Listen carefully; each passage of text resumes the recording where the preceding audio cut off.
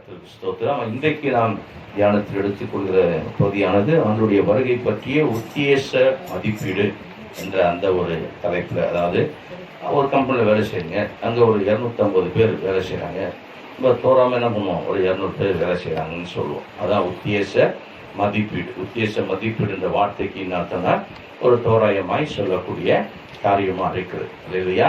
அப்போ அதுக்கு ஏற்கனவே நம்ம கர்த்தருடைய வருகை குறித்து பார்த்தோம். இன்றைக்கு அதை குறித்து சில காரியங்களையும் வருகை குறித்தான உத்தேச மதிப்பீடுகளையும் அதனுடைய அடையாளங்களையும் நாம் பார்க்க போகிறோம். அப்போ இதெல்லாம் நம்ம பார்த்து நம்ம தெரிஞ்சிட்டோம்னாக்கா அங்கே நடக்க போகுது நமக்கு என்ன பண்ணோம், சரியாக புரிஞ்சிடும், கன்ஃபார்ம் ஆகிடும். அப்படியா?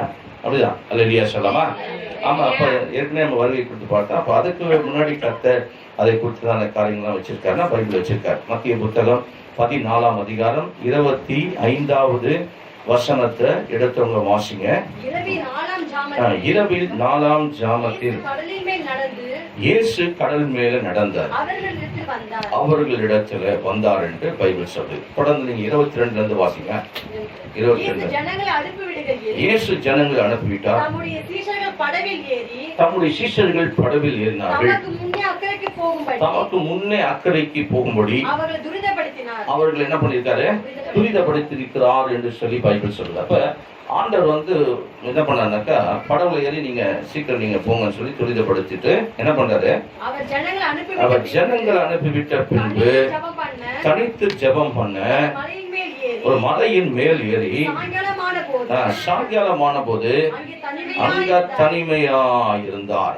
24 அதற்குள்ளாக படவு நடுக்கடலில் சேர்ந்து எதிர்காற்றாய் இருந்தபடியால் அலைகளினால் அலைவுபட்டது என்று சொல்லி வேதம் சொல்லுது இல்லையா?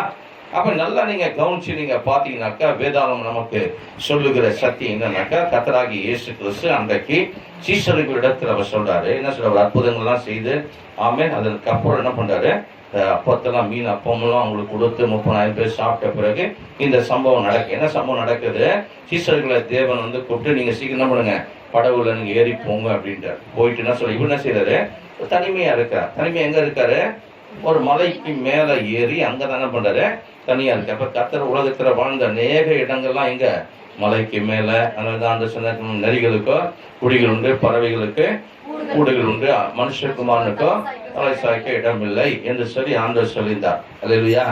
நம்மலாம் ஒரு காரியத்தை வேலையை முடிச்சோம்னா நிறைய எங்க போவோம், வேற வீட்டுக்கு போவோம். அது அப்படிதான் நமக்கு.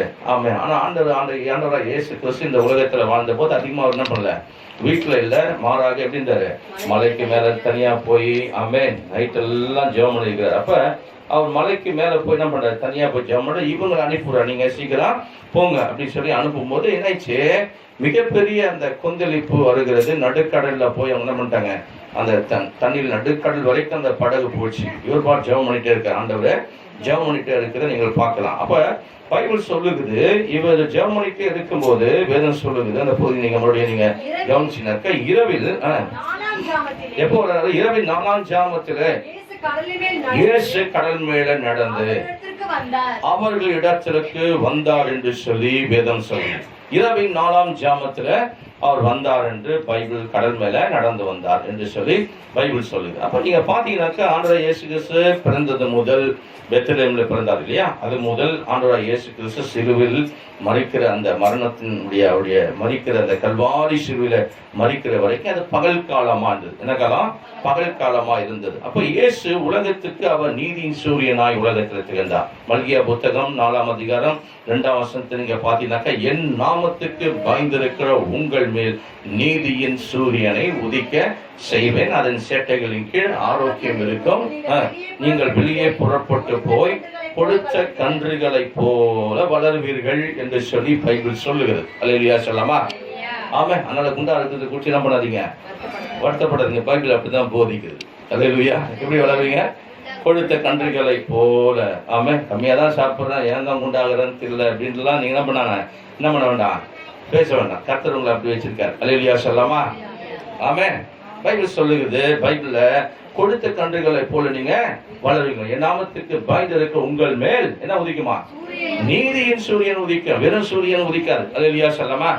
நீதியின் சூரியன் உதிக்க கொண்டு அதன் சேட்டைகளுக்கு கீழே என்ன இருக்கும்? ஆரோக்கியம் இருக்கும் என்று சொல்லி பைபிள் சொல்லுது. அதனால வேதத்துல பார்க்கிறோம், கர்த்தர் இயேசு கிறிஸ்து இந்த உலகத்தை, இந்த நாட்கள்ல அவர் உலகத்தில் இருக்கையில உலகத்துக்கு ஒளியா இருக்கிறேன் என்று ஆண்டவர் சொல்லியிருந்தார். 9ஆம் அதிகாரம் யோவான் புத்தகம், நீங்க 5ஆம் வசனத்தை நீங்க எடுத்து வேதாமத்துல கவனிச்சீங்கன்னாக்கா பைபிள் சொல்லுகிறது. எடுத்து வாசிப்போம். யோவான், நான் உலகத்தில் இருக்கையில் உலகத்துக்கு ஒளியா இருக்கிறேன் என்றார் என்று சொல்லி வேதம் சொல்லுது. அப்ப கர்த்தர் இயேசு கிறிஸ்து உலகத்துல இருக்கையில் அவர் எப்படி இருந்தாரு? உலகத்துக்கு ஒளியா இருந்தார். அப்ப ஒளியா இருந்தா என்ன அர்த்தம்? மனுஷனுடைய வாழ்க்கையில கர்த்தர் ஒரு விடுதலை கொடுப்பதற்காகவே இருந்தார். அதுதான் ஒளியா இருந்தா. உலகத்துக்கு ஒளியா இருந்தா என்ன அர்த்தம்? ஒரு மனுஷன் இருள நடந்தா, இரவுல நடந்தா என்ன ஆகும்? இடறுவான் என்று பைபிள் சொல்லு. பகல்ல நடந்தால் ஒரு மனுஷன் இடர மாட்டான் என்று வேதம் சொல்லுகிறது இல்லையா? அதனாலதான் இஸ்ராயல் மக்கள் மத்தியில நீங்க பாத்தீங்கன்னாக்க இரவு நேரத்துல அவங்க நடந்து போகும்போது ஒரு விளக்கு மாத்திரம் என்ன பண்ணுவாங்க? கையில எடுத்துக்கொண்டு என்ன பண்ணுவாங்க? போவாங்க. உலகத்துக்கு நீங்க வெளிச்சமா இருங்க அப்படின்னு சொல்லிட்டு, நம்முடைய வேதன் கண்களுக்கு தீபம் பாதைகளுக்கு தாவீது எழுதினார் இல்லையா? வேதத்துல சங்கீதம் 119 எழுதியிருக்காரு, நம்முடைய வேதம் என் கண்களுக்கு தீபம், என் பாதைக்கு வெளிச்சம். அப்படின்னா என்ன அர்த்தம்? அன்றைக்கு இரவு நேரத்துல இஸ்ரவேல் மக்கள் மத்தியில நிறைய கரண்ட் வசதி இல்லாம அப்படின்றதுனால என்னாச்சு, ஒரு விளக்கு எடுத்து என்ன பண்ணுவாங்க? போகும்போது ஒரே ஒரு கையில விளக்கு எடுத்துன்னு போவாங்க. அது ரவுண்டா நம்ம அவங்கள சுற்றி ரவுண்டு வெளிச்சம் தான் கொடுக்கும். அப்ப அவங்க ரொம்ப கவனமா போகணும். கால் எடுத்து கரெக்டா வைக்கணும். கொஞ்சம் பள்ளத்துல போய் விளக்கு இல்லாம போய் எங்கேயா போய் வச்சுட்டாங்கன்னா கீழே விழுந்துடும். அப்போ கீழே விழுந்துருவாங்க. அப்போ அந்த மாதிரி ரொம்ப கவனம் நடப்பாங்க. அதை வச்சுதான் என்ன பண்ணார்? இந்த சங்கீதத்தை அவர் எழுதினார். அந்த காலத்துல அப்படி ஒரு விளக்கு எடுத்துனா இரவு நேரத்துல போகும்போது அவங்க அப்படி ஒவ்வொரு அடையும், ஒவ்வொரு நடையினுடைய பாதையும் அடிகளையும் கவனமா எடுத்து வைப்பாங்க. அதனால இந்த சங்கீதத்தை இப்படி எழுதினார். நம்முடைய வேதம் என் கண்களுக்கு தீபம், அல்லேலூயா, ஆமென். நம்முடைய வசனம் எப்படி இது? என் கால்களுக்கு தீபமும் என் கண்களுக்கு என்ற வசனம் இன்னொரு அதே பகுதியில் 119ஆம் சங்கீதத்துல இருக்குது. நீங்க பாத்தீங்கன்னாக்கா அந்த வசனமும் சொல்லப்பட்டிருக்குது. 119ஆம் சங்கீதத்துல எத்தனை? 105 வாசிங்களா? 119ல அதுக்கு முந்தின வசனத்துல இன்னொரு வார்த்தைகளும் அதுல இருக்குது. சரி, நீங்க வாசிங்க. நம்ம சொல்றோம்.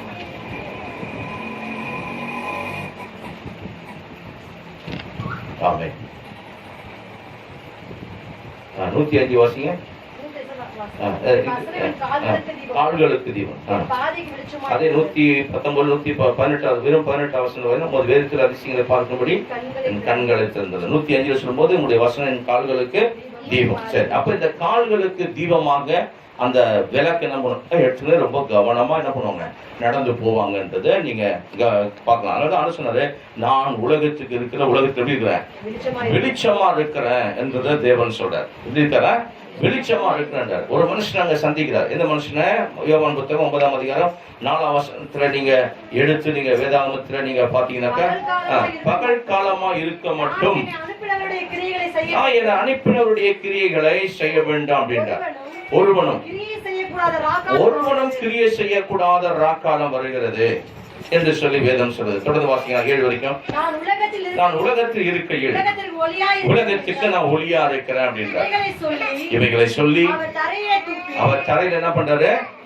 துப்பி உமி நீர்னால சேரை உண்டாக்கி அந்த சேற்றை குருடனுடைய கண்கள்ல பூசுகிறார்.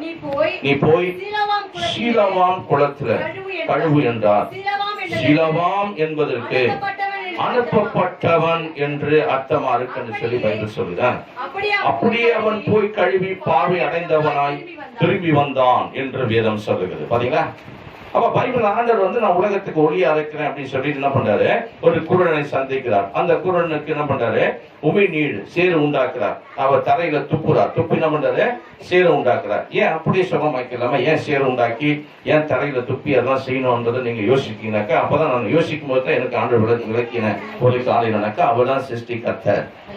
மனிதனை தம்முடைய கரத்துல மண்ணினால உருவாக்கி ஜீவ சுவாசத்தை அவனுக்கு கொடுத்ததை வேதத்துல இருக்கிறது இல்லையா? அப்ப அந்த மாதிரி கத்தை உருவாக்கினான் என்பதை கத்தை வெளிப்படுத்தினான். அப்ப அந்த மனுஷனுக்கு என்ன இல்ல? கண்ணே இல்ல. கண்ணு திறந்தா என்ன இருக்கும்? அவனுக்கு 2 குழி தான் கண்ணுக்குள்ள இருந்தது. அப்படிப்பட்ட மனுஷனா இருந்தான். அப்படிப்பட்ட மனுஷன் என்ன பண்றாரு? இவரு சிருஷ்டி கர்த்தர் என்பதை இவர் நிரூபிக்கிறதுக்காக இந்த காரியத்தை என்ன பண்றாரு? அவர் செய்கிறத நீங்கள் பார்க்கலாம். சிருஷ்டி கர்த்தர் அவர் தான். அவர் என்ன பண்றாரு? சேறு உண்டாக்கி அந்த சேர்த்து என்ன பண்றாரு? கல்ல பூசி நம்ம சீலவாம் குளத்துல போய் கழுவு. சீலவாம் என்பதற்கு அனுப்பப்பட்டவன் என்று அர்த்தமா இருக்கு. அதுல போய் கழுவுறான். அப்ப கழுவும் போது அவனுக்கு பார்வை கிடைச்சு என்ன பண்ணான்? திரும்பி வந்தான் என்று பைபிள் சொல்லுது. பார்வை கிடைச்சிட்டு என்ன பண்ணல? அப்படியே போல. அல்லேலூயா சத்தமா. அவன் பார்வை கிடைச்சா யார் கூட இருக்கணும்? ஆண்டவராகிய இயேசு கூடவே வாழணும். அல்லேலூயா. வெளிச்சத்தில் நடந்தா நம்ம என்ன பண்ண மாட்டோம்? இடர மாட்டோம். அந்த வெளிச்சமா இருக்கிற கிறிஸ்து நம்மோடு கூட வந்தா நம்ம என்ன பண்ண மாட்டோம்?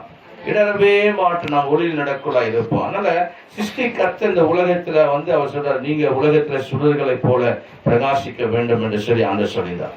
ஏன் அப்படி சொன்னார்னாக்கா, நீங்க உலகத்துக்கு நீங்க வெளிச்சமா இருக்கீங்க அப்படின்னா. என்ன சொன்னார்? உலகத்துக்கு நீங்க வெளிச்சமா இருக்க. மலை மேல் இருக்கிற பட்டணம் மறைந்திருக்க மாட்டாது என்று தேவன் சொல்லியிருந்தார். அதனால மலை மேல் இருக்கிற பட்டணம் மறைந்திருக்க மாட்டேன். மத்திய புத்தகம் 5ஆம் அதிகாரம் 14 வசனத்தை நீங்க பாத்தீங்கன்னா சொல்றாரு, மலை மேல் இருக்கிற பட்டணம் மறைந்திருக்க மாட்டாது. நீங்க உலகத்துக்கு எப்படி இருக்கீங்க? வெளிச்சமா இருக்கீங்க. உலகத்துக்கு நீங்க நான் எப்படி இருக்கணும்? வெளிச்சமா இருக்க. வெளிச்சம்னா எப்படி? எல்லாம் முகத்துல பேஸ் எல்லாம் பண்ணிட்டு இல்ல கிருமிலாம் அப்ளை பண்ணிட்டு நல்லா படிச்சு முகத்துக்கு அது இல்ல. அல்லேலூயா சொல்லமா. ஆமே. அந்த அலங்காரம் நல்லது. ஆனால் பைபிள் ஆண்டவர் சொல்ற வெளிச்சம்னா எப்படி? ஒரு பல்பு எடுத்து தீப்லைட் போடுன்னு தீப்லைட் கையில பிடிச்சின்னு வெளிச்சமா இருக்கிற பாரு அப்படின்னு காட்டுது. அந்த வெளிச்சம் இல்லை. அல்லேலூயா. மற்றவங்களுக்கு நீங்கள் எப்படி இருக்கணும்? ஆசீர்வாதமா இருக்கணும். வெளிச்சத்தை கொடுக்கலா இருக்கணும். அற்புதங்களை செய்யலா இருக்கணும். அல்லேலூயா. வியாதி உள்ளவர்களுக்காய் நீங்க ஜெபிக்கணும். ஆமென். பசி உள்ளவர்களுக்காய் உணவளிக்கணும். வஸ்திரம் இல்லாதவனுக்கு வஸ்திரத்தை. அப்படி நீங்க உலகத்துக்கு வெளிச்சம். நீதான் மலை மேல் இருக்கிற பட்டணம் அப்படின்றத தேவன் இந்த இடத்துல சொல்லுகிறத நீங்கள் வேதத்துல நீங்கள் பார்க்கலாம். அதனால பைபிள் சொல்லுது, நீதிமானுடைய பாதை நடுப்பகல் வரைக்கும் உதிக்கிற பிரகாசிக்கிற சூரியனை போல இருக்கு. யாருடைய பாதை? நீதிமானுடைய பாதை. நடுப்பகல் எப்போ வரும்? 12-1 மணிக்கு நடுப்பகல் இல்லையா? அந்த நடுப்பகல்ல சூரியனுடைய வெளிச்சம் எப்படி இருக்கும்? ரொம்ப பிரகாசமா இருக்கும். அல்லேலூயா. ஆக அப்படிப்பட்ட வெளிச்சத்தை போல யாருடைய பாதை இருக்கிறதா? நீதிமான்களுடைய பாதை, ரட்சிக்கப்பட்டவருடைய பாதை, கர்த்தரை விசுவாசிகளுடைய ஜனங்களுடைய பாதை எப்படி இருக்கு என்று சொல்லி நீதிமொழிகள் புத்தகம் 4ஆம் அதிகாரம் எடுத்து நீங்க 18ஆம் வசனத்துல நீங்க வாசித்தீங்கன்னாக்கா அங்க அந்த வார்த்தைகளை தேவன் சொல்லுவதை நீங்கள் பார்க்கலாம். நீதிமானுடைய பாதை நடுப்பகல் வரைக்கும் அதிகமாய் பிரகாசிக்கிற சூரியனுடைய பிரகாசத்தை போல இருக்கும் என்று சொல்லி பைபிள் சொன்னார். நம்முடைய வாழ்க்கையில தேவன் நம்மை சரியாகவே அவர் நடத்துகிறார் என்பதை இந்த நாட்டில் நீங்கள் விசுவாசிக்க ஜனமா இருக்கணும். அல்லேலூயா.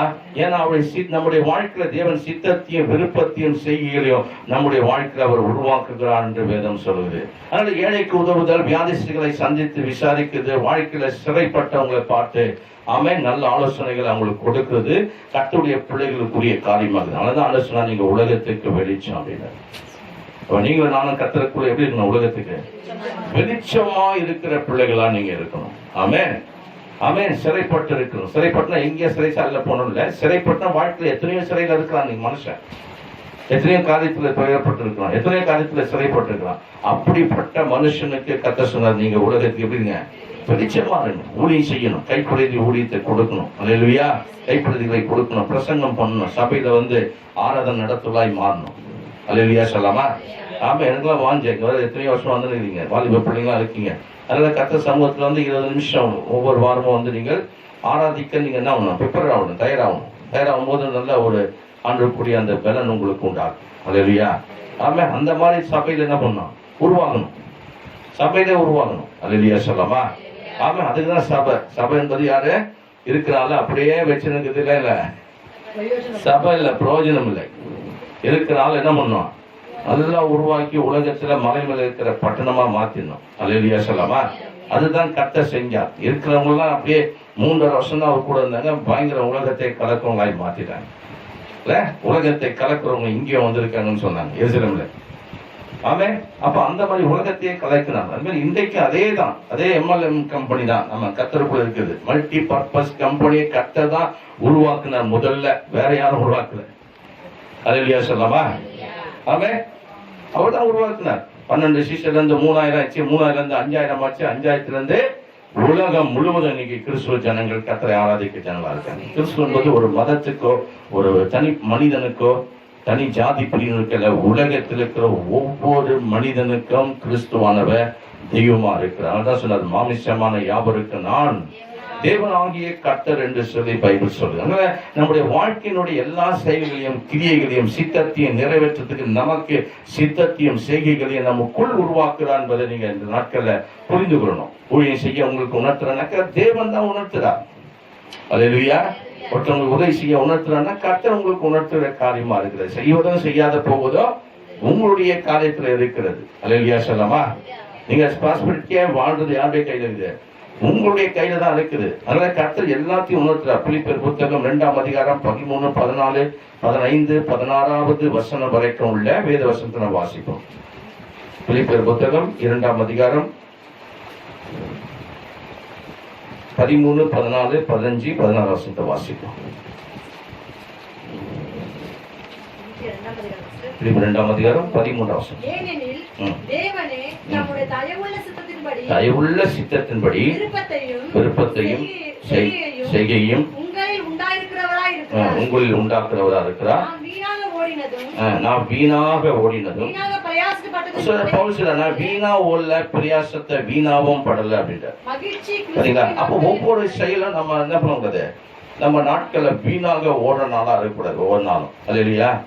ஆமே. எந்த நேரம் நாடகத்துல என்ன பண்ணக்கூடாது, அடிமையாயிடக்கூடாது. கர்த்தர் ஸ்தோத்திரம். ஆமே.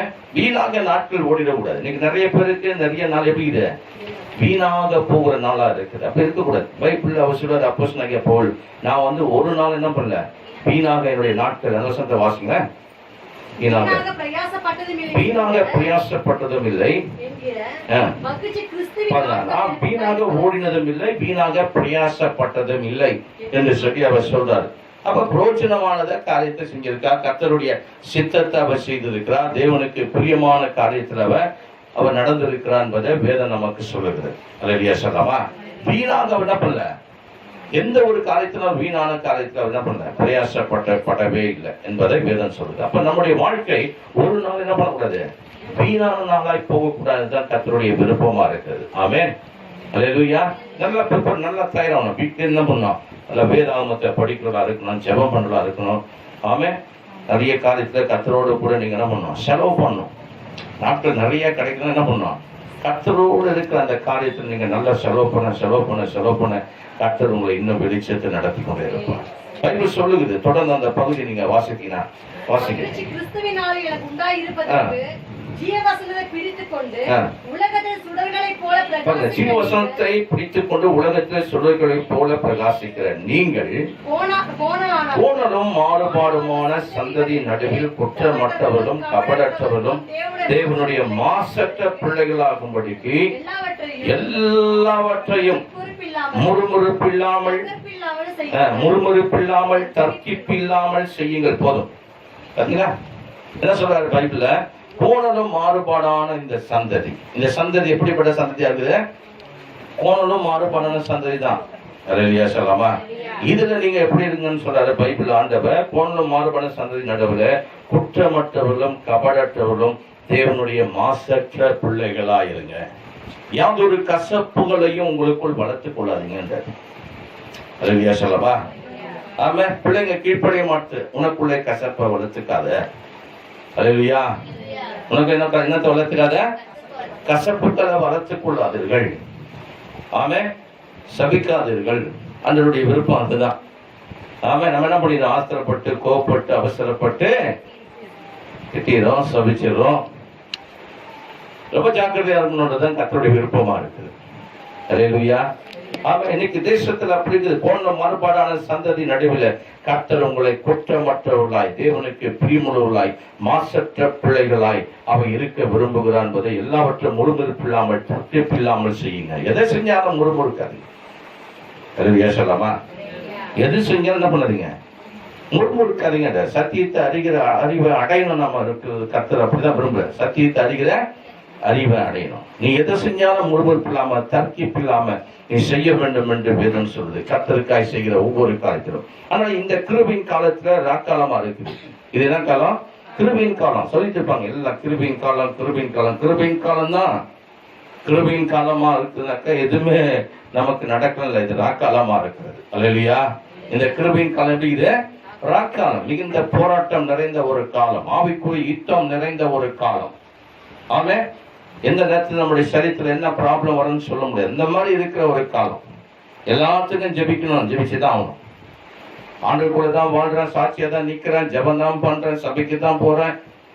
அப்படி இருந்தும் எனக்கு இப்படி இருக்குது, புலம்பிக்கிட்டே இருக்கிறோம். நம்ம ரெடியா சொல்லமா? விஷயம் புரியல. ஏன் புரியல? வெறும் கிருபையின் காலனாக்கா எதுவுமே இல்லாம மாறுபாடான சந்ததி, கோணான சந்ததி என்றார் ஆண்டவர். இந்த கிருபையின் காலமா தான் இது இந்த காலமா இருக்குது. ஆவிக்குரிய போராட்டம் அதிகமா இருக்கிற ஒரு காலமா இருக்குது. அல்லேலூயா. ஆவிக்குரிய யுத்தம் அதிகமான காலம் தான் அது. எல்லாத்துக்கும் நீங்க என்ன பண்ணிடணும்? ஜபம் பண்ணி உங்களை விடுவித்து கொண்டு இருக்கதான் செய்யணும். ஏமே நீதிமான் செய்கிற ஊக்கமான வேண்டுதலுக்கு அதிக பலன் உள்ளதா இருக்கு என்று சொல்லி வருதுனால மிக மிக கவனமாய் உங்கள் பரிசுத்தத்தை காத்துக்கொள்ள வேண்டும். எதை காத்துக்கொள்ளணும்? உங்கள் பரிசுத்தத்தை மிக மிக கவனமாய் காத்துக்கொள்ளா இருக்க வேண்டும். எப்படி புத்தகம் 10ஆம் அதிகாரம் 26ஆம் வசனத்திலிருந்து 27, 28, 29ஆம் வசனத்தை நீங்கள் வேதத்தில் நீங்கள் பார்த்தீங்கன்னா பைபிள் சொல்லுகிறது.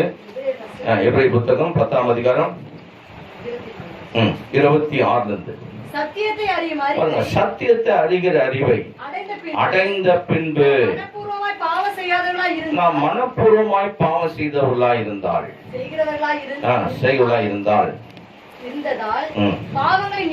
பாவங்கள் நிமித்தம் செலுத்தத்தக்க வேறொரு பலி நீராமல். பாருங்க, அப்ப மனப்பூர்வமாய் பைபிள் சொல்றது சத்தியத்தை அறிந்து கொள்கிறோம். ரைட், நல்லது. ஆண்டவராகிய இயேசு கிறிஸ்துவை பற்றி தெரிந்து கொள்றோம், நல்லது. சத்தியத்தை நல்லா அறிந்து கொள்ள, நல்லது.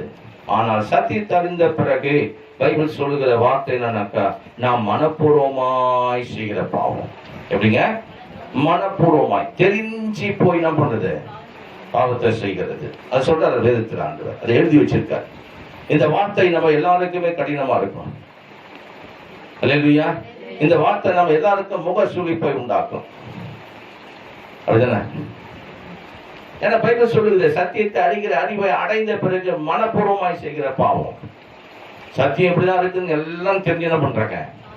பாவத்திலே வாழ்ற கூட்டம், பாவத்தை செய்து கொண்டிருக்க கூட்டம்.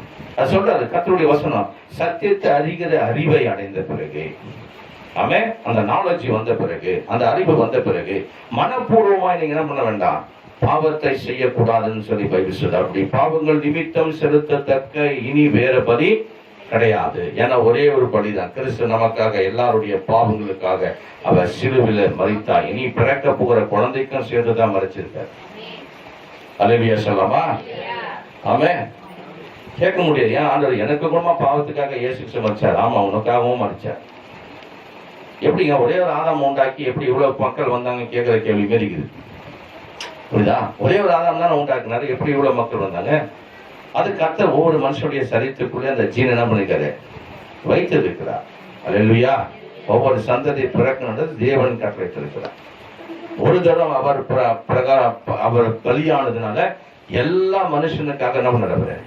அவர் பலியானார், அவர் மரித்தார், எல்லா மனுஷனுக்காக அவர் ரத்தம் செஞ்சினார். அதனால பைபிள் சொல்லுகிறது சத்தியத்தை அறிகிற அறிவு அடைந்த பின்பு மனப்பூர்வமாய் பாவம் செய்தவளாய்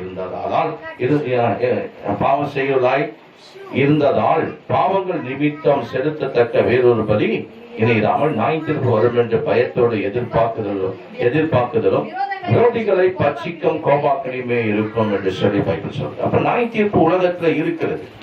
கர்த்தர் இந்த உலகத்தை வந்து என்ன பண்ணுவாரு? நியாயம் தீர்ப்பார் என்று பைபிள் சொல்லுது. அடுத்த வசனம் சொல்றாரு, மோசனுடைய பிரமாணத்தை தள்ளுகிறவன் இரக்கம் பெறாமல் 2-3 சாட்சிகள் நிமித்தம் வாக்கினால் சாகிறான். இப்ப மோசையினுடைய பிரமாணத்துக்கு 2 சாட்சிகள் வேணும். ஏன்னா மோசைக்கு தேவன் வந்து பிரமாணத்தை கொடுத்தார், கட்டளை கொடுத்தார், அக்கினி பிரமாணத்தை கொடுத்தார், 613 சட்டத்திட்டங்களை கொடுத்தார். யாருக்கு? மோசைக்கு தேவன் கொடுத்தார். அப்படி கொடுத்தவர் பைபிள் சொல்லுகிறது. அப்படிப்பட்ட பிரமாணத்தை கொடுத்த தேவன் என்ன சொல்றார் வேதத்துல பாத்தீங்கன்னாக்கா 2-3 சாட்சிகளினால் சாகிறான். 2 பேருடைய சாட்சி வந்து சொல்லிட்டா இவன் குற்றவாளி அப்படின்னு சொல்லிட்டா என்ன பண்றாங்க? விபச்சாரத்துல பிடிக்கப்பட்டால் அப்படின்னா என்ன பண்றாங்க? கல் எடுத்து அந்த பெண்ணை அடிச்சு என்ன பண்றாங்க? கொலை செய்வாங்க. விபச்சாரம் பண்ண அந்த மனுஷனைய 2 பேரையும் கொண்டுருவாங்க. யாரு? இப்ப இருக்கிற அரபி சட்டத்தை போல அங்க அன்னைக்கு மோசையுடைய சட்டம் மகா கடுமையா இருந்தது. அரபி சட்டம் தெரியல. அல்லேலூயா. அந்த மாதிரி தவறு செஞ்சா உடனே என்ன பண்ணுவாங்க, தூக்கில் எழுத்துருவாங்க, அல்லாட்டி என்ன பண்ணுவாங்க, சுட்டு தள்ளுவாங்க. ரோட்டில் கொண்டு வந்து என்கவுண்டர் தான். கழுத்தை நடத்துவாங்க, கழுத்தையும் விட்டுருவாங்க, தலையை தனியாக வெட்டி தூக்கி கடைச்சுவாங்க. அதில் ஒருத்தர் 8 வச்சுருந்தான், பார்த்தேன் வீடியோ. எதை? தலையை. எதுக்கு சொல்ல வர பைபிள்? அன்றைக்கு பழைய ஏற்பாடு அப்படி இருந்தது. புதிய ஏற்பாடுல பைபிள் சொல்லுது அவர் கிருபையினால மன்னித்திருக்கிறார். அல்லேலூயா சொல்லலாமா? அப்படி இருந்த இந்த கிருபையின் காலத்தை மக்கள் என்ன பண்ண முடியல, புரிஞ்சிக்க முடியல. சேர்த்து நிறைய வச்சுக்கிறாங்க. என்னத்த? பாவத்தை ஏவுகணை, நிறைய ஏவுகணை சேர்த்துட்டுங்கிறாங்க நாட்டுக்கு. ஆமா, அல்லேலூயா சொல்லலாமா? ஆமா, கர்த்தர் கிருபையில எல்லா சமாதானமா இருக்குன்னு சொன்னாரு. ஆனா என்ன பண்ண முடியல, எல்லாம் ஆப்போசிட்டா தான் இருக்கு. பைபிள் நல்லா பாருங்க. பைபிள் சொல்லுது, தேவனுடைய குமாரனை காலின் கீழ் மிதித்து தன்னை பரிசுத்தம் செய்த உடன்படிக்கையின் ரத்தத்தை அசுத்தம் என்று எண்ணி கிருபையின் ஆவியை நிந்திக்கிறவன் எவ்வளவு கொடிதான ஆக்கணைக்கு பாத்தனா இருப்பான் என்பதை யோசித்து பாருங்கள். கிருபையின் ஆவியை நிந்திக்கிறவன் அவன் கர்த்தர் உனக்கு ரட்சிப்பு எப்படி கொடுக்குறாரு? கிருபையில தான் கொடுக்குறாரு, இலவசம் தான் கொடுக்குறாரு. அவன் திருந்தி எதனுடைய அடையாளமா இருக்கிறது? கிறிஸ்து எனக்காய் சிந்தின ரத்தத்தின் அடையாளமா இருக்குது. அவ திருந்தி எடுக்கிறதுனால அது நியாயப்பிரமாணம் இல்லை, அது கிருபை. அல்லேலூயா சொல்லலாமா? ஆமா, அந்த கிருபையில தான் கர்த்தர் என்ன பண்ணாரு, தம்முடைய சரீரத்தை கொடுக்குறாரு. தசம்பாகம் அப்படின்னாக்கா, தசம்பாகம் கொடுக்காம திருந்தி எடுக்க கூடாது அப்படின்னா எங்கேயுமே என்ன இல்லை, அந்த பிரமாணம் எழுதல. தசம்பாகத்தை கட்டாயம் பண்ணி உங்ககிட்ட யாருமே வாங்கக்கூடாது. அல்லேலூயா சொல்லலாமா? அல்லேலூயா. ஆமே, தசம்பாகம் கொடுத்தாதான் நீ வந்து சபைக்கு நீ அங்கத்தினா இருக்குனாக்கா அது சாபம். பைபிள் சொல்லுகிறது. எப்படி கொடுக்கணும்? மனப்பூர்வமா கொடுக்கணும். இன்னும் எப்படி கொடுக்கணும்? பைபிள் சொல்லுது, போதிக்கிறவனுக்கு சகல நன்மையை நீ பகிர்ந்து கொடு. இதைதான் கர்த்தர் வச்சிருக்காரு. அவசரம் சபைக்கு போனா தசம்பாகம் கொடுக்கணும், 1% கொடுக்கணும், குறையாமல் கொடுக்கணும், கட்டாயமாக கொடுக்கணும். இல்லை நீ சபிக்கப்பட்டு போயிடுவ அப்படின்னா அங்க எங்கேயுமே கர்த்தர் அந்த பைபிள்ல புதிய ஏற்பாட்டுல இந்த வசனம் எங்கேயும் எழுதல. அல்லேலூயா சொல்லலாமா? இன்னைக்கு சொல்ல நீங்க நல்லா புரிஞ்சுங்க. அதுல கிருபையின் ஆவியை நிந்திக்கிறவங்க எதுக்கு? தசம்பாகம் நீ கொடுக்கணும், நீ சாபத்துக்குள்ளாய் நீ போய்விடுவ. அது எங்க இருக்குது? மல்கியா 3:10 சொல்லப்பட்டிருக்கிறது அப்படின்னு சொல்லி பேசுவாங்க. அல்லேலூயா. அனனியா சப்பரியாளுடைய வாழ்க்கை என்ன ஆச்சு? அவங்க நிலத்தை வைத்து என்ன பண்ணாங்க, கொண்டு வந்து கொடுக்கும்போது வஞ்சித்து பாதி எடுத்துனாங்க. அப்படிதானே? அது தசபாகத்தோடு சேர்த்து பேசுவாங்க. இல்ல, தவறு. அல்லேலூயா. அவங்க வித்தது பொருத்தனை காணிக்கை. அதை என்ன பண்ணாங்க, கர்த்தருக்கு பொருத்தனை பண்ணிட்டு பாதி எடுத்துக்கணும், பாதி என்ன பண்ணாங்க கொடுத்தாங்க. அதனால 2 பேரும் சேர்த்தாங்க. ஆவியானவர் அன்றைக்கு முதல் நூற்றாண்டுல சபை ஆரம்பித்த அந்த காலத்துல அந்த மாதிரி செஞ்சார். அது எப்போதுமே செஞ்சுட்டு இருந்தாரானாக்கா எப்போதுமே செஞ்சுட்டு இல்லை. அல்லேலூயா சொல்லலாமா? இதை நல்லா நீங்க புரிஞ்சுக்கணும். தசமாக கொடுக்க என்னங்க வஞ்சிக்கிறீங்க, அதனால நீங்க சபிக்கப்பட்டீங்கன்னு சொல்லி ஆண்டு எங்க எழுதியிருக்காரு, மல்கியா எழுதியிருக்காரு. அதனால நீங்க தசமா கொடுத்தாதான் தேவனுடைய பிள்ளைகளா இருக்க முடியும், ஆசீர்வாதமா இருக்க முடியும். இல்லாட்டி நீங்க ஆசீர்வாதமா இருக்க முடியாது என்றதான் பேசுவாங்க. அல்லேலூயா சொல்லலாமா? ஆமே, இன்றைக்கு சபைகள் எல்லாம் நிறைய விடுதலை ஆகணும் ஜனங்க. ஆமே, ஏன்னா இது கிருபையின் காலத்துக்குள்ள இருக்கிறோம். ஆமே, இது இருண்ட காலத்துக்குள்ள இருக்கிறோம். இது ஆவிக்குரிய யுத்தம் நிறைந்த காலத்துக்குள்ள இருக்கிறோம். வேதம் சொல்லுகிறது, இந்த கிருபையின் ஆவியை நிந்திக்கிறவர் இயேசு கிறிஸ்து ரத்தம் பரிசுத்தம் இல்லாத ரத்தம் என்று சொல்லுகிற அந்த நிந்திக்கிற ஆவியது. அல்லேலூயா சொல்லலாமா? இயேசு கிறிஸ்து ரத்தத்தில், அவருடைய ரத்தத்தில் அசுத்தம் இருந்தது சொல்லுகிறவன் கிருபையின் ஆவியை நிந்திக்கிறான். இயேசு கிறிஸ்துவின் ரத்தத்துல சாபம் இருக்குதுன்னு சொல்றவன் கிருபையின் ஆவியை நிந்திக்கிறான். இயேசு கிறிஸ்து ரத்தம் பரிசுத்தம் உள்ள ரத்தமா இருக்குது. இயேசு கிறிஸ்து ரத்தம் குற்றம் இல்லாத மாசற்ற ரத்தமா இருக்குது.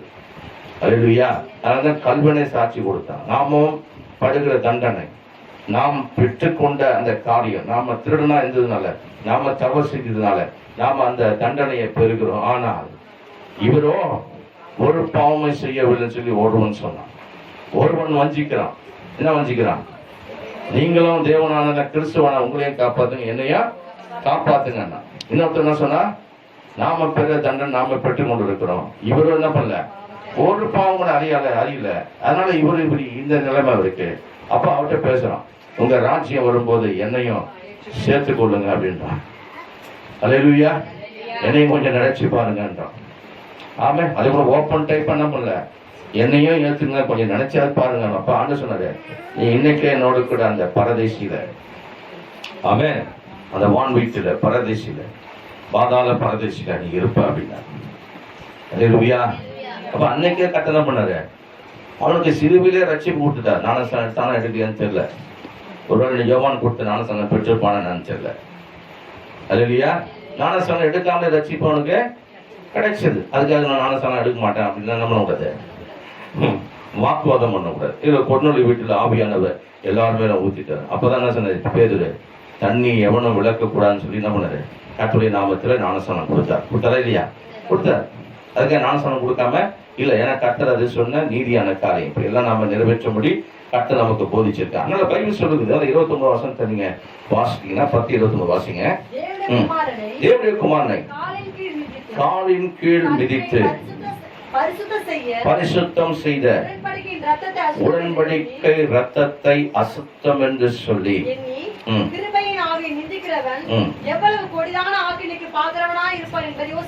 அல்லேலூயா. அப்ப இந்த கிறிஸ்துவ சமுதாயம் இந்த இயேசு கிறிஸ்துவின் ரத்தத்தை அசுத்தம் என்று கிருபையின் ஆவியை நிந்திக்கிறோம். எதனால் நிந்திக்க முடியும்?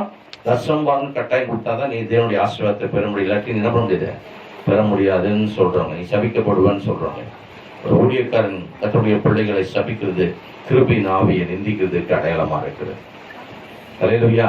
ஆசீர்வாதத்தை சுதந்திரிக்க அழைக்கப்பட்டபடியினால் நீங்க என்ன பண்ணுங்க, ஆசீர்வதிங்க பேதுரு எடுத்துக்கிறார். பாத்தீங்களா? அப்ப இதுதான் சத்தியம். அப்ப மனப்பூர்வமாய் செய்த பாவம் செய்யாதீர்கள் சொல்லி வேதம் நமக்கு போதிக்குது. மனப்பூர்வமாய் என்று சொன்னா என்னன்னாக்கா, சத்திய வசனத்தை கற்றுக்கொண்டு தெரிந்து கொண்டு செய்கிற பாவம்.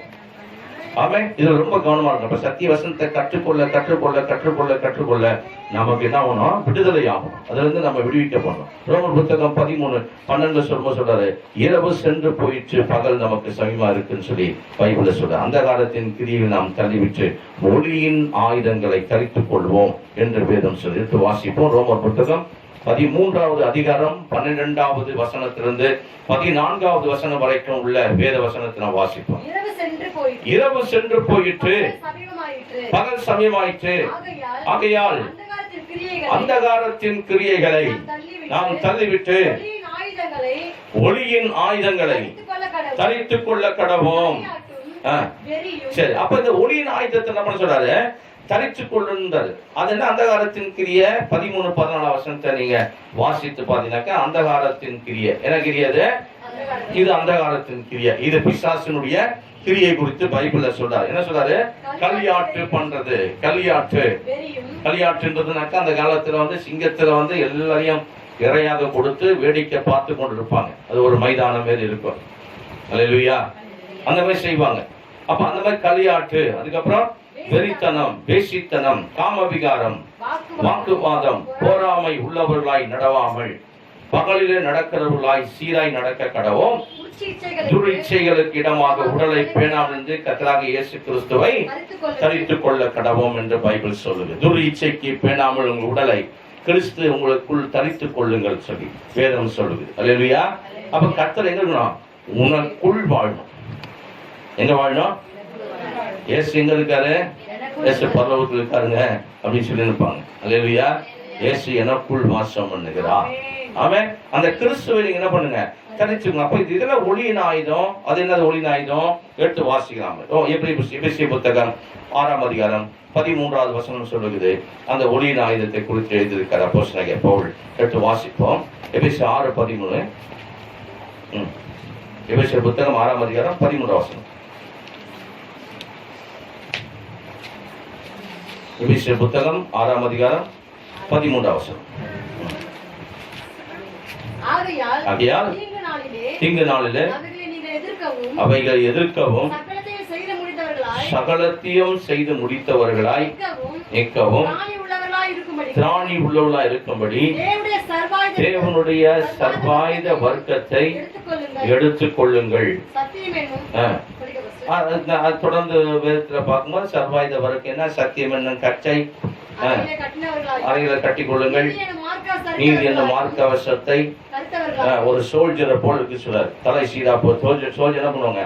தலையில கவசம் போட்டுக்குவாங்க, மார்பில் கேடகத்தை போட்டுக்குவாங்க, இடுப்புல கச்சையை கட்டிக்குவாங்க, காலில் நல்ல பூட்டு போட்டுப்பாங்க, இரும்பு பூட்டு. அந்த மாதிரி வேதத்துல ஆவிக்குரிய ஒரு மனுஷன் எப்படி நிக்கணுமா, ஒரு சோல்ஜரை போல, ஒரு ராணுவ வீரனை போல ஆவிக்குரிய வீரர்களாய் நிக்கணும்ன்றத வேதத்துல இங்க சொல்றார். சர்வாயுத வர்க்கத்தை, ஒளியின் ஆயுதத்தை என்ன பண்ணுங்க, தரித்துக் கொள்ளுங்க என்று சொல்லி பைபிள். சத்தியம் என்ன காட்சி என்ன பண்ணுங்க, கட்டுங்க, உங்கள் அறையில கட்டி கொள்ளுங்கள். அப்புறம் நீதியில மார்க்க வசத்தை தடுத்துக் கொள்ளுங்க. சமாதானத்தின் சுவிசேஷத்துக்குரிய ஆயத்தம் என்னும் பாதரட்சை என்ன பண்ணுங்க, கால்கள்ல தொடுத்துக் கொள்ளுங்க.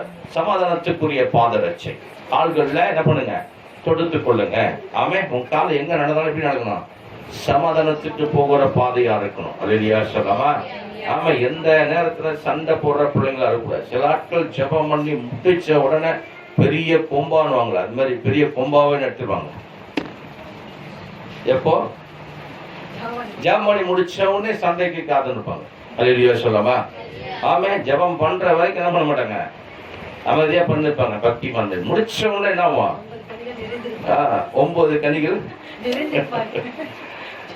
ஆமே, பாருங்க. அப்ப அந்த மாதிரி இருப்பாங்க. அந்த மாதிரி இருக்கணும்ன்றது கர்த்தருடைய வசனம் சொல்ல. சமாதான சுவிசேஷம் பாதரட்சை, கால்களை தொடுத்து பொல்லாங்க எய்கிற அக்கினி ஆஸ்திரங்களை அவிழ்த்து போடத்தக்க எல்லாவற்றுக்கும் மேலாக விசுவாசம் என்னும் கேடகத்தை பிடித்துக் கொள்ளு. பொல்லாங்கன் எய்கிற அக்கினி ஆஸ்திரம். ஆமே, அதுதான். அப்ப அதுதான், அதோடு தான் நம்ம என்ன பண்றோம், உலகத்துல இன்னைய வரைக்கும் யுத்தம் பண்ணி கொண்டிருக்கிறோம். பொல்லாங்கன் எழுதி கொண்டிருக்கிற அக்கினி ஆஸ்திரங்களோடு கூட நம்ம யுத்தம் பண்ணி கொண்டிருக்கிறோம். அதனாலதான் கர்த்தர் சொன்னார், உனக்கு விரோதமாய் உருவாக்கப்படுகிற ஆயுதம் உருவாக்கப்படும், ஆனால் உருவாக்கப்படுற ஆயுதம் வாய்க்க. புதிய படம் சொல்றது, சர்வத்தியம் சத்துவின் சகல வல்லம் மேற்கொள்ள உனக்கு அதிகாரம், உனக்கு அத்தாரிட்டி கொடுக்கிறேன். அத்தாரிட்டி இருக்குது, ஒவ்வொருக்கும் அதிகாரம் இருக்குது. நீங்களா அதிகாரத்தின் பிள்ளைகளா இருக்கீங்க. அல்லேலூயா. அந்த அதிகாரம் இருக்குது. ஒன்று என்ன பண்ணாது, உன்னை சேதப்படுத்தாத தைரியமா நீ போராடுன்ற, தைரியமா நீ யுத்தத்துல நில்லுன்ற, பயந்து நிக்காத பிசாசுக்கு. அல்லேலூயா சொல்லாமா. இப்பெல்லாம் நீங்க ஆவி உலகத்துல ஆவிகளை பார்க்கிற கண்கள் உங்களுக்கு உண்டாயிருக்கும். நாங்கெல்லாம் பார்க்கிறோம். அல்லேலூயா சொல்லாமா. ஆவிகளை பார்க்கிற கண்கள் இருக்கணும். ஆமென். பயந்து ஓடக்கூடாது பார்த்துட்டு. அல்லேலூயா. ஆமென். பார்த்து எதிர்க்கு என்ன பண்ணோம், யுத்தம் பண்ணணுங்க. அல்லேலூயா சொல்லாமா. யுத்தம் பண்ணணும், எதுக்கு யுத்தம் பண்ணணும், கடிந்து கொள்ளணும், துரத்தணும், விரட்டி அடிக்கணும். அந்த அதிகாரத்தை தேவன் கொடுக்கிறார். ரட்சணை என்னும் தலை சீரா, அதான் ஹெல்மெட் உனக்கு, அதான் பாதுகாப்பு. ஹெல்மெட் இல்லைன்னா பாதுகாப்பு. ஹெல்மெட்லாம் போடுன்றாங்களே வண்டி ஓட்டினா, அதனால ஹெல்மெட் உனக்கு ரட்சிப்பு, உனக்கு ஹெல்மெட்டா இருக்கு, அதான் உனக்கு பாதுகாப்பு. உன் தலையை காப்பதற்கு, உன் ஆத்மாவை காப்பதற்கு, உனக்கு நித்திய வாழ்வை அளிப்பதற்கு ரட்சிப்பு தான் உனக்கு ஹெல்மெட். அடுத்தது வாசிங்க. ரட்சணை என்னும் தலை சீராவை தேவசனமாகி ஆவியின் பட்டயத்தையும் எடுத்துக்கொண்டு எந்த சமயத்திலும் சகலவித வேண்டுதலோடு விண்ணப்பத்தோடு ஆவியினால ஜெபம் பண்ணி அதன் பொருட்டு மிகுந்த மன உறுதியோடு சகல பரிசுத்தவான்கள் பண்ணும் வேண்டலோடு என்ன பண்ணுங்க, விழித்துக் கொண்டு. எல்லாருக்கும் பண்ணு, எல்லா பரிசுத்தவான்களுக்கும் ஜெபம் பண்ணுங்க. சகலவித வேண்டுதலும் விண்ணப்பங்களும் செய்யுங்க. ஜெபிச்சாதான் கொடுப்பாரா? ஜெபத்துக்கு முன்னாடியே அவர் என்ன தேவைன்னு அறிஞ்சிருக்காரு. ஆனால் ஜெபிக்கணும்னு இந்த இடத்துல போதிச்சிருக்காரு. அல்லேலூயா சொல்லாமா. இது சமநிலை பிரமாணமா இருக்குது.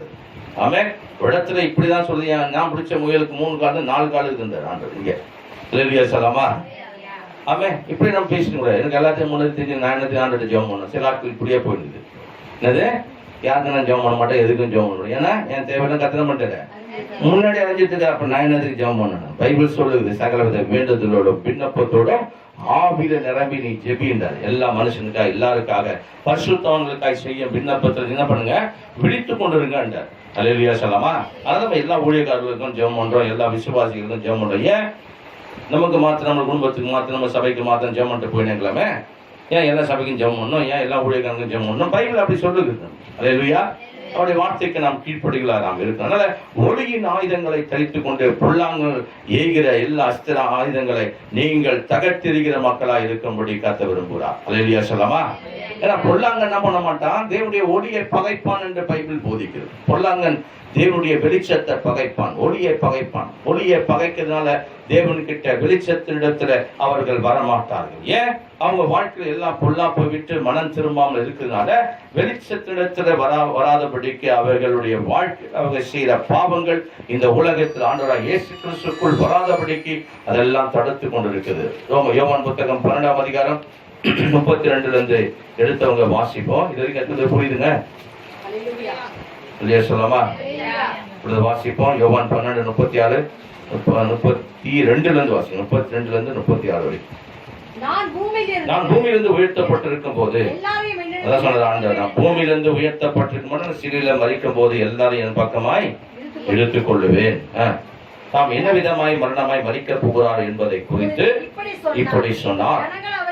ஜனங்கள் அவரை நோக்கி அவங்க சொல்றாங்க, டவுட் அவங்களுக்கு வந்து போச்சு. ஏன்னா இப்படி கிறிஸ்து என்றென்றைக்கும் இருப்பாரு உலகத்துல, நீங்க என்னன்னாக்கா உயர்த்தப்படணும் மறிக்கணும் அப்படிலாம் சொல்றீங்களான்னு கேட்கறாங்க. தொடர்ந்து வாசிப்போம். சொல்லியிருந்ததை நாங்கள் கேட்டிருக்கிறோம். அப்படி இருக்க மனுஷகுமாரன் எப்படி சொல்லுகிறீர்கள்? இந்த மனுஷகுமாரன் யார் என்றார். அதற்கு இயேசு, கொஞ்ச காலம் ஒளி உங்களோடு இருக்கும், நீங்க இருளில் அகப்படாதபடி ஒளி உங்களோடு இருக்கிறதுக்காக நடவுங்கள். இருளில் நடக்கிறவன் தான் போகிற இடம் என்னதென்று அறிய மாட்டான். ஒளி உங்களோடு இருக்கையில் நீங்கள் ஒளியின் பிள்ளைகளாகும்படி ஒளியிடத்தில் விசுவாசமாகுங்கள் என்றார். இவை அவர் சொல்லி அவர்களை விட்டு மறைந்தான். ஒளி என்ன பண்ணும்? நட்சத்திரம் வந்து சின்ன மறைந்த நட்சத்திரம் இருக்குது. திடீர்னு வெளிச்சம் கொடுக்கும், திடீர்னு மறைஞ்சார். உலகத்துல இருக்கும் போதே இப்படிப்பட்ட வல்லமையான காரியங்கள்லாம் செஞ்சார். இதெல்லாம் பார்த்தாவது அவங்க என்ன பண்ணிக்கணும்? கண்ணு திறக்கப்பட்டுக்கணும். அவங்க கண்ணு என்ன பண்ணல? திறக்கப்படல. அல்லேலூயா. கண்ணு திறக்கப்படாம இருந்தாங்க, குருடர்களா இருந்தாங்க. ஒளி உங்களோடு இருக்கிறதுக்கு ஒளியில நீங்க நடவுங்க. அதனால பவுல் எழுத சொல்றாரு, இரவு சென்று போயிட்டு பகல் சமயமாய் போச்சு. பைபிள முதல்ல படிச்ச வசனமானது மத்திய புத்தகத்துல ஜாமத்தை குறித்து பேசினார். பைபிள்ல 4ஆம் இரவுல 4வது ஜாமத்தில் ஆண்டு என்ன பண்ணாரு வந்த. மொத்தம் 8 ஜாமம் இருக்கு. மொத்தம் எத்தனை? 8 ஜாமம். பகல்ல தொடங்குற பகல்ல ஒரு 4 ஜாமம், இரவுல ஒரு 4 ஜாமம் இருக்குது. அப்போ முதல்ல ஜாமம் வந்து 6ல இருந்து தொடங்குற ஒரு ஜாமா இருக்குது. அதனால கர்த்தருடைய வசனம் போதிக்கிறது. என்ன போதிக்கிறது? 8 ஜாமங்கள் பைபிள்ல இருக்கிறதை குறித்து வேதம் நமக்கு சொல்லுகிறது. பகலுக்கு 4, இரவுக்கு 4 ஜாம். மார்க் புத்தகம் 13 அதிகாரம் 35 36 37 வசனம் வரைக்கும் உள்ள வேத வசனத்தை வேதத்துல நீங்க பாத்தீங்கன்னாக்கா பைபிள் சொல்லு, வீட்டு எஜமான் சாயங்காலத்திலேயோ நடுராத்திரியோ சேவல் கூவுற நேரத்திலேயோ காலையிலையோ எப்போ வருவார் என்பதை நீங்கள் அறியாது இருக்கிறபடினால் விழித்திருங்க அப்படின்றார். 8 வாசிப்போம். 13:35. அப்படியே நீங்கள் விழித்திருங்கள், ஏனெனில் வீட்டு எஜமான் யாரு? ஆண்டவராகிய இயேசு கிறிஸ்து. சாயங்காலத்துல வருவாரோ, நடுராத்திரியில் வருவாரோ, சேவல் கூவுற நேரத்தில் வருவாரோ, காலையில வருவாரோ, எப்போது வருவார் என்று நீங்கள் அறியீர்கள். நீங்கள் நினையாத வேளையில் அவர் வந்து உங்களை துன்புறுவதாக கண்டுபிடியாதபடி விழித்திருங்கள். நான் உங்களுக்கு சொல்லுகிற எல்லாருக்கும் சொல்லுங்கள், விழித்திருங்கள். அப்ப எல்லாருக்கும் சொல்றாரு. ஆமே, எல்லாருக்கும் சொல்லுகிறேன் விழித்திருங்க அப்படின்னா. எந்த நேரத்துல வருவார் ஆண்டவர்? சேவல் கூற நேரத்திலேயோ, பகல்லையோ, சாயந்தரத்திலேயோ, இரவுலையோ. பைபிள் 4 விதத்துல இங்க சொல்றதை நீங்கள் பார்க்கலாம். வீட்டு எஜமான் சாயங்காலத்தில் வருவாரோ, நடுராத்திரில வருவாரோ, சேவல் கூற நேரத்தில் வருவாரோ, அல்லது காலையில வருவாரோ. இல்லையா? சேவல் கூற நேரத்துல 3 தடவை என்ன பண்ணுவேன்? மதுரை பண்ண ஆண்டு யார் சொன்னாரு? பேதுருக்கிட்ட சொன்னார். சேவல் 2 முறை கூப்பிட்டுக்கு முன்னாடியே 3 முறை கூப்பிட்டு முன்னாடி என்ன பண்ணுவ நீ? மதுரை சொன்ன. அப்ப சேவல் கூற நேரத்துல எப்போ போவோம்? சேவலை இதே காலத்துல ஒரு 3 மணி அளவு என்ன பண்ணுவோம்? போவோம். இப்ப பகல்லாம் போகுது. சரி, அல்லேலூயா. பைபிள் சொல்றது வேதத்துல பார்த்தீங்கன்னாக்கா 4 ஜாமங்களை பற்றி ஆண்டு சொல்றார். முதல் ஜாமத்தை குறித்து அது தேவனுடைய ரகசியமானது. இது 3ஆம் நூற்றாண்டு நடந்தது. முதல் ஜாமத்தை குறித்து மாலை 6ல இருந்து 9 மணி வரைக்கும் மொத்தம் 8 ஜாமம் சாயந்தரம் ஆரம்பிக்கும். முதல் ஜாமம் சாயந்தரம் 6ல இருந்து எத்தனை மணி வரைக்கும்? 9 மணி வரைக்கும். 9ல இருந்து 12 2வது ஜாமம், 12ல இருந்து 3 வந்து 3வது ஜாமம், 4வது ஜாமம் 3ல இருந்து 6 வரைக்கும் 4வது ஜாமம். அதுக்கப்புறம் 7வது ஜாமம் 6ல இருந்து 9, 9ல இருந்து 12, இப்படி 8 ஜாமம். புரியுதுங்களா? இந்த ஜாமத்தை குறித்து 3 மணி நேரம் கணக்கு. இது எப்போ ஆரம்பிக்கும்? காலையில இருந்து ஆரம்பிக்க, சாயந்தரத்துல இருந்து தான் அவங்க கணக்கு. ஏன்னா இஸ்ரவேலுடைய நாட்கள் கணக்கு எப்படி ஆரம்பிப்பாங்க? சாயந்தரம் தொடங்கி மறுநாள் சாயந்தரம் வரைக்கும் ஒரு நாள் கணக்குல ஆரம்பிப்பாங்க. அது இல்லையா சொல்லமா? சாயந்தரம் விடிக்காலமாகி முதலாம் நாள் ஆயிடுச்சு. சரி, ஆண்டு சொன்ன அதே கணக்குல தான் என்ன பண்ணுவாங்க? இஸ்ரேல் மக்களும் என்ன பண்ணுவாங்க? கடைபிடிப்பாங்க. சரி, அப்ப அந்த மாதிரி பைபிள் நீங்க பாத்தீங்கன்னாக்கா இந்த 4 ஜாமங்கள் முதல் ஜாமம் சாயங்காலம் 6 to 9 இது அப்போஸ்தலர் காலத்துல நடந்த ஒரு சம்பவம். கிபி 70ஆம் நூற்றாண்டுல 606 முதல் 606 வரைக்கும் உள்ள எபேசிய சபை வந்து தியேத்திரா சபை. கர்த்தர் சொன்னாரு 7 சபைகள் தூதனுக்கு எழுதுன்னு சொல்லி ஆரம்பிச்சார். எபேசு சபையை குறித்து தேவன் என்ன பண்ணாரு பேசியிருக்காரு. அப்ப இந்த எபேசு சபையிலிருந்து தியேத்திரா சபையின் காலத்தில் உள்ள கால அளவு குறித்து இந்த இடத்துல ஆண்டவர் சொல்றது நீங்க பார்க்கலாம். இப்போ நம்ம எபேசு சபையை குறித்து பார்ப்போம். அல்லேலூயா சொல்லவா? ஆமா, இன்னைக்கு என்ன பெரிய சப்ஜெக்ட் இது. எப்படிப்பட்ட சப்ஜெக்ட்? பெரிய சப்ஜெக்ட். பெரிய சப்ஜெக்ட அறியணும்னாக்கா ரொம்ப நாள் நமக்கு இருக்கும். அதனால கொஞ்சம் அந்த எபேசு சபை வரைக்கும் நம்ம பார்த்தோம்னாக்கா அந்த முதல் நூற்றாண்டு காலகட்டத்தில் பார்த்தீங்கன்னாக்கா அதாவது எருசலேம் தேவாலயம் இடிக்கப்படும் தீர்த்தராயின் மூலமாக. ஆமே, யூதர்கள் மத்தியில் மிகப்பெரிய காரியங்கள் நடந்தது. அதே ஆபிப் மாதம் யூதர்கள் காலப்படி ஆபிப் மாதம் 9ஆம் தேதி நடந்தது. அந்த படைகள்லாம் வந்து என்ன பண்ணாங்க, எருசலேம் தேவாலயத்தை என்ன பண்ணாங்க, தீக்கிரையாக்கி போட்டதை குறித்து வேத சரித்திரம் நமக்கு சொல்லுகிறது, வரலாறு சொல்லுகிறது. அல்லேலூயா, வரலாறு சரித்திரங்கள் நமக்கு சொல்லுது. அதனால இதே தேதியில தான், இதே 9ஆம் நாள் கிறிஸ்துவுக்கு முன்பதாக 586 எருசலேம் ஆலயம் அழிக்கப்பட்டது. அதுக்கு முன்னாடி 68 பார்த்தீங்கன்னா நீரோன்றவன் மன்னன், பயங்கரமான ஒரு மனுஷன், பயங்கர கொடூரமான மனுஷன். ரோமன் கத்தோலிக் என்றோம், அதுல தான் ரொம்ப மோசமான ஆட்களாக ரோமன் ஆட்கள். ரோம இருக்கிற ரெண்டு பதவி இருக்கு. ரோமன்ல இருக்கிற இப்படிப்பட்ட பேரரசருக்கு 2 பதவி. ஒண்ணு மத போதகராக இருப்பாரு, அரசியல் தலைவராக இருப்பார். 2 பதவிக்கு உட்பட்டவர் தான் யாரு? இப்படிப்பட்ட ரோம அரசாங்கத்தில் இருக்கிற மத போதகராக இருக்கிற அவரும் அந்த பேரரசருமா இருப்பார். சரி, ஆக அப்படிப்பட்ட அந்த நீரோன்ற அந்த மண் 68 பார்த்தீங்கன்னா கிறிஸ்தவங்களை உயிரோட கம்பத்துல கட்டி கொடுமை செய்தார். கம்பத்துல கட்டி கொளுத்தி விட்டு டேபிள்ல உட்கார்ந்து சீனை சாப்பிட்டுப்பார். விளையாட்டு அரங்கம் ஒன்று இருக்குது, அது ஓடியன்னு சொல்லிட்டு அந்த விளையாட்டு அரங்கம். அதுல கிறிஸ்தவங்களை என்ன பண்ணாங்க, சிங்கத்தை அனுப்பி கிறிஸ்தவங்களை கொலை செய்கிற அளவுக்கு இப்படிப்பட்ட காரியங்கள் செஞ்சாங்க. அப்ப இந்த நீளமான என்ன சொன்னாங்கன்னாக்கா வந்து நான் இருக்கிற வரைக்கும், நான் இருக்கிற காலத்துல ஒரு கிறிஸ்தவம் கூட இந்த பூமியில இருக்காத அளவுக்கு எல்லாரையும் அழிச்சிடுவான் அப்படின்னு சொன்னாரு. இப்படி அழிச்சுன்னு சொன்ன அவரு ஒரு யுத்தத்துக்கு போகும்போது ஒரு யுத்தத்துல வந்து ஒரு அம்பு பாய்ச்சி அவருடைய சரீரத்துல மரண தருவாய் ஃபுல்லா ரத்தம்லாம் கொட்டினது. அப்போ ஒரு கூட இருக்கிற அந்த சேவகனை கூப்பிட்டு அவர் கேட்கிறாரு, இன்னும் எவ்வளவு கிறிஸ்தவம் இருக்காங்கன்னு கேட்கிறாரு. இப்ப சொன்னாரு, உண்மையை சொல்லட்டுமானாரு, சொல்லு அப்படின்னாரு. நீங்க இருக்கிற காலத்துல செத்த கிறிஸ்தவங்களை விட இப்ப 2 மடங்கு இருக்காங்க. அவர் சொன்னாரு, இந்த ரத்தத்தை தான் கையில, அவர் உடம்புல சின்ன ரத்தத்தை கையில எடுத்து கையை மேல உயர்த்தி, நசனாகி இயேசுவே நீர்தான் ஜெயித்தீர், நான் ஜெயிக்கல அப்படின்னா கரங்களை தட்டி ஆண்டவர் மகிமைப்படுத்தும். அல்லேலூயா. அதுக்கப்புறம் நீங்க பாத்தீங்கன்னாக்கா கிபி 81-95 வரைக்கும் டொமாட்டியன் வந்து ரோம சக்கரவர்த்தி அந்த யூத கிறிஸ்தவங்களையும் புரஜாதி கிறிஸ்தவங்களையும் பயங்கரமா தொண்டப்படுத்தினான். அந்த காலத்துல தான் சபை முதல் நூற்றாண்டுல 100 வருஷத்துல கிபி 100ல சபை அதிக அளவு பாதிக்கப்பட்டு அவங்க சிதறி போக ஆரம்பித்தாங்க. அதுக்கப்புறம் பாத்தீங்கன்னா கான்ஸ்டன்ட் 312 வந்து இப்படி சொல்லிக்கிட்டே போலாம். அந்த சரித்திரத்தை வரிசையா இருக்குது. ரொம்ப நான் எட்டுன்னு வரல, கொஞ்சம் தான் எட்டுன்னு வந்துருக்காரு. அல்லேலூயா சொல்லாமா? ஆமே, ரொம்ப எட்டுன்னு வந்தா எப்படியும் ஒரு ஆமா அது போவோம் 2 மாசம் கதை கத்த ஸ்தோத்திரம். அதனால கொஞ்சம் உங்களுக்கு 312 பார்த்தீங்கன்னா கான்ஸ்டன்ட் அவன் வந்து என்ன பண்ண, கத்தோலிக்க மதம் உருவானதுக்கான ஆரம்பமான காலம். அப்ப இந்த பேகன் என்று சொல்லப்படுறதுதான கடவுளை வந்து அவங்க ஆலோசித்து குறி கேட்டு உண்மையான கிறிஸ்தவம் கூட வாழலாம். அது யாரு? கான்ஸ்டன்ட் நோபல் என்று சொல்லப்படுறது அந்த கான்ஸ்டன்ட். அப்பதான் சபை, கத்தோலிக்க சபை உருவான காலமே 312 தான் உருவாச்சு. இவங்க கேட்டாங்க தாய் சபைன்னுவாங்க, நாங்க தான் முதல் சபை. யார் சொன்னது உங்களுக்கு தாய் சபை முதல் சபைன்னு சொல்லிட்டு? முதல் சபை அப்போஸ்தலர் சபை தான் முதல் சபை, முதல் நூற்றாண்டு சபை. அல்லேலூயா சொல்லவா? 312 தான் கத்தோலிக்க சபை ஆரம்பமானது. கத்தோலிக்க சபை ஆரம்ப தேதியை நீங்க கேட்டீங்கன்னாக்கா, நீங்க அவங்க வந்து தாய் சபை நாங்க தான் சொன்னாக்கா நீங்க தெரிஞ்சு போச்சு உங்களுடைய வேலை நான் அப்படின்னு நீங்க சொல்லணும். அல்லேலூயா சொல்லலாமா? முதல் சபை தாய் சபை அப்போஸ்தலர் சபை தான்.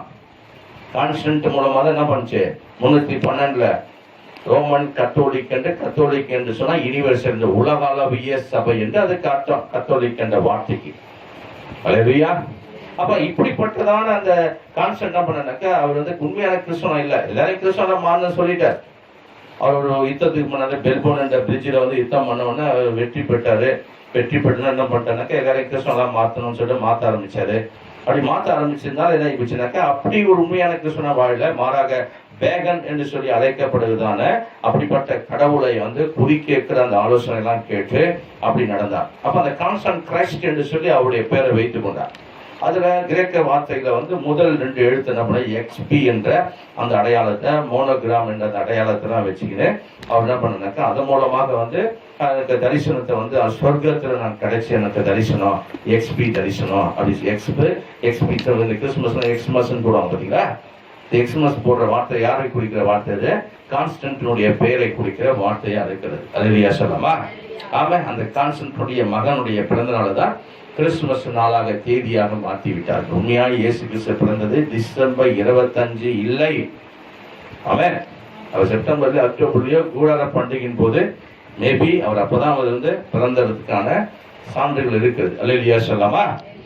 அவன் ஒரு அந்த காலத்தின் கணிப்புகளை நம்ம கவனிக்கும் போது அந்த மாதத்தான் கட்டப்பட்ட உண்மையான டிசம்பர் 25 கட்டளை இயேசு கிறிஸ்து பண்ணல பிறக்கவே இல்லை என்பதை இன்றைக்கு நீங்க அறிந்து கொள்கிற சத்தியமா இருக்கிறது.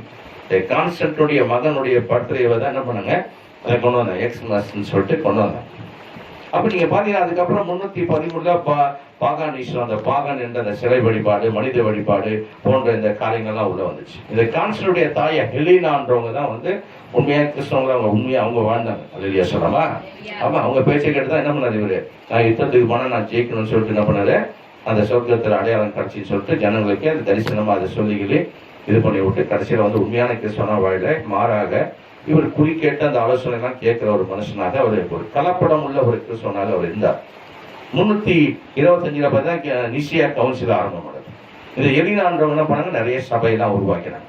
நிசியா கவுன்சில்ல தான் வந்து இந்த திருத்துவம் உள்ள நுழைஞ்சது, திருத்துவ கடவுள் சொல்லிட்டு உள்ள நுழைஞ்சது.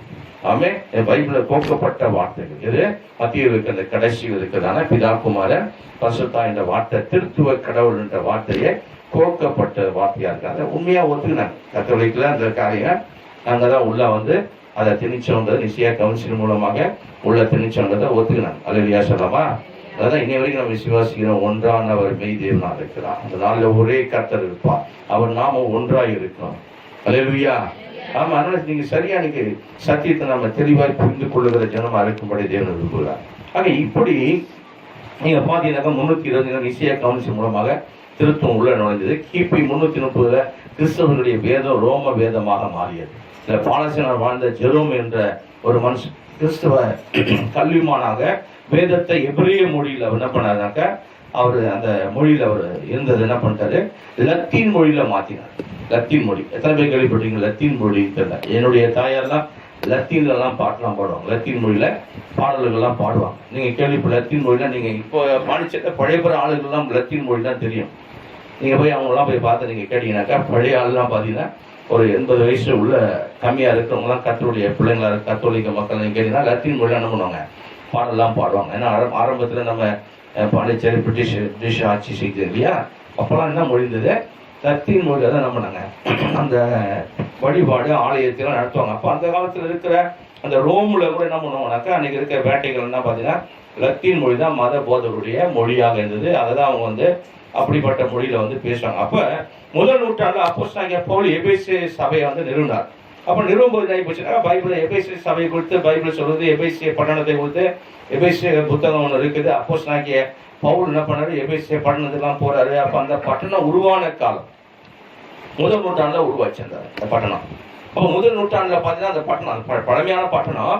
அந்த முதல் நூற்றாண்டுல அந்த அதாவது சபையினுடைய காலகட்டம் அப்படின்னு சொல்லி அந்த எபேசு சபையிலிருந்து தியேத்தரா சபைன்னு சொல்லி அந்த சொல்லியிருந்த அந்த காலகட்டத்தில் அந்த எபேசு சபையில என்ன பண்ணாங்க, அந்த எபேசிய பட்டணம், அந்த எபேசு சபையை குறித்து அந்த பட்டணத்தை குறித்து அநேக காரியங்கள் உண்டு. அந்த பட்டணத்தை குறித்து நம்ம பார்த்தோம்னாக்கா ஒரு தீனாள் என்றதான பெண் தேவதை, ஒரு பெரிய கல் வானத்திலிருந்து கீழே என்ன பண்ணுச்சு, விழுந்துச்சு. அந்த கல்லை எடுத்து என்ன பண்ணாங்கனாக்கா அதுல வந்து சிலையாய் உருவாக்கி தீனாள் என்று சொல்லி அதுக்கு பேர் வச்சாங்க. தீனாள் என்ற வார்த்தைக்கு டயானா என்று அர்த்தம் இருக்கிறது. தீனாளுக்கு செமரிமஸ் என்று சொல்லி அர்த்தம் இருக்குது. தீனாளுக்கு சொல்லுங்க அஸ்தரோத் என்ற வார்த்தையும் இருக்கு. எல்லாம் ஒரே ஆள் தான். இஸ்ராயல் மக்கள் வந்து எபிரேய மொழியில வந்து அந்த அந்த செமரிமஸ் என்ன பண்ணுவாங்க, அஸ்தரோத்துன்னு சொல்லி கூப்பிடுவாங்க. இந்த செமரிமஸ், அஸ்தரோத்து, தீனாலு, டயானா, வானராக்கினி, ஜென்மராக்கினி இதெல்லாம் ஒரே ஆளை குறிக்கிற வார்த்தைகள். இப்படி மேல இந்த கல்லை ஒண்ணுன்னு சிலையை உருவாக்கி தீனால் கோயிலை கட்டி வச்சிட்டாங்க. அந்த பட்டணம் எப்படி இருக்குனாக்கா 200 மீட்டர் உள்ள அந்த பில்டிங் உள்ள இருக்கும், ஒரு அடைக்கலம் பட்டணம் மாதிரி இருக்கும். அப்போ அந்த அடைக்கல பட்டணத்தை யாராவது தரலாம் செஞ்சுட்டு இருந்தாங்கன்னா அதில் போய் உள்ள பூந்துலாம் யாரும் வந்து அவங்க ஒன்றும் செய்ய மாட்டாங்க. எந்த பெரிய அக்யூஸ்டாக இருந்தாலும் என்ன பண்ண முடியாது, உள்ள பூண்டாங்கன்னா அவங்களுக்கு அடைக்கலம் பட்டணம் மாதிரி அது ஒன்றும் செய்ய மாட்டாங்க. அந்த மாதிரி வாழ்ந்தாங்க. அந்த பட்டணத்தில் அப்போஸ்தலனாகிய பவுல் போய் அந்த பட்டணத்தில் பயங்கர பாவம் இருந்த பட்டணத்தில் போய், சாபம் இருந்த பட்டணத்தில் போய், விபச்சாரம் இருந்த பட்டணத்தில் போய் பிரசங்கம் பண்றார். அல்லேலூயா. அங்க சபையை நிறுவினார்.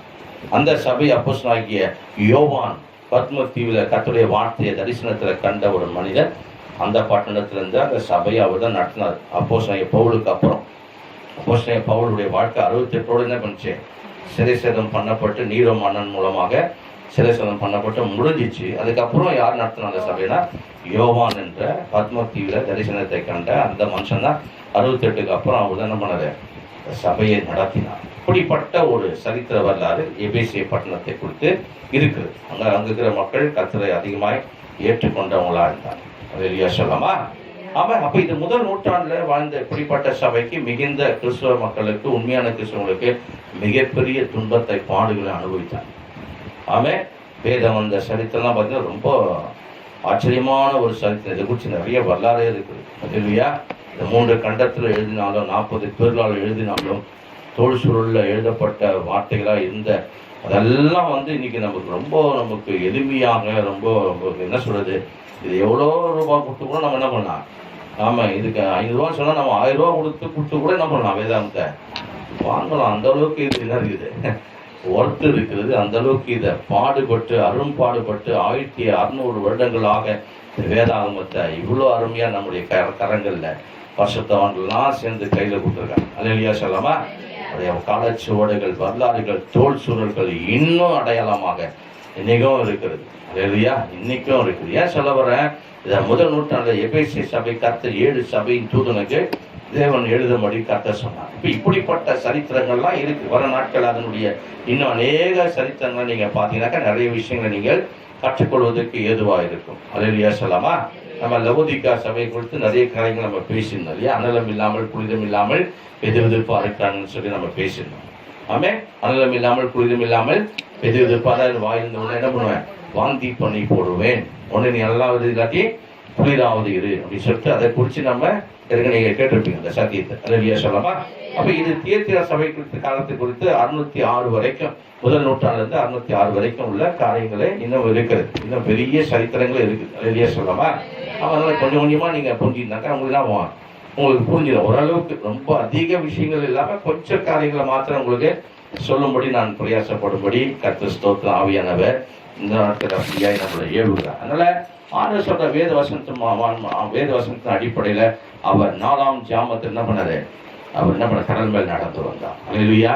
பைபிள் சொல்றது அவர் சேவக்கூடோ ராத்திரியிலோ ஆமே காலையிலையோ ஆமேன் அதிகாலையிலோ விடிய காலத்திலையோ எப்போது வருவார் என்பது அறியாத இருக்க வேலையா இருக்குனால நீங்க என்ன பண்ணுங்க, விழித்திருங்க. அப்ப இன்னைக்கு கர்த்தருடைய வருகைக்கு நம்ம என்ன பண்ணோம், விழித்திருக்கணும், ஆயத்தமா இருக்கணும், ஜெபத்துல விழித்திருக்கணும். ரட்சிக்கப்பட்ட பிறகு அல்லேலூயா சொல்லாமா, மனப்பூர்வமாய் செய்கிற அந்த பாவத்தை உங்க வாழ்க்கையை விட்டு என்ன பண்ணணும், விலக்கி உங்களை காத்துக்கொள்ளணும். ரட்சிப்புல தேவனுக்கு சாட்சியா நிக்கணும், தேவனுக்கு பிரியமாய் வாழணும். அல்லேலூயா. ஜெபத்துல வேத வசனத்துல அதிகமா நீங்கள் பிரயாசம் பண்ணணும். உங்க வீடுகளில் குடும்ப ஜெபம் அவசியமா இருக்கணும். இப்படிலாம் இருந்தா கர்த்தர் உங்களை அற்புதமாய் உங்களை நடத்துவார். போராட்டம் இருக்கும், யுத்தம் அதிகமா இருக்கும். ஆனால் ஆண்டவர் அதெல்லாம் மேற்கொள்ள உங்களுக்கு அத்தாரிட்டி கொடுத்திருக்கார். அல்லேலூயா சொல்லாமா? ஆமா. அவர் தான் எல்லாத்தையும் வந்து செய்யணும். அவர் நாமத்தில் நீங்க எல்லாத்தையும் செய்யுங்க அர்த்தம். அவர் நாமத்தில் நீங்க எல்லாமே செய்யுங்க. எல்லா அத்தாரிட்டியும் கட்டணம் பண்ணிக்காத கொடுத்துருக்க. அவருடைய நாமத்தை சொல்லி சொல்லி சொல்லி அந்த அதிகாரத்தை என்ன பண்ணுங்க, பயன்படுத்துங்க. அதுல கர்த்தர் எல்லாவற்றையும் உங்களை விடுவித்து நடத்துவார். நல்ல ஒளியின் ஆயுதத்தை என்ன பண்ணுங்க, பறித்துக் கொள்ளுங்க. தேவனுடைய சர்வாயுத வர்க்கத்தை பறித்துக் கொள்ளுங்கள் என்று வேதம் சொல்லுது. கண்களை மூடுவோம், நம்மை தாழ்த்துவோம். நன்றி ஆண்டவரே, ஸ்தோத்திரம் ஆண்டவரே.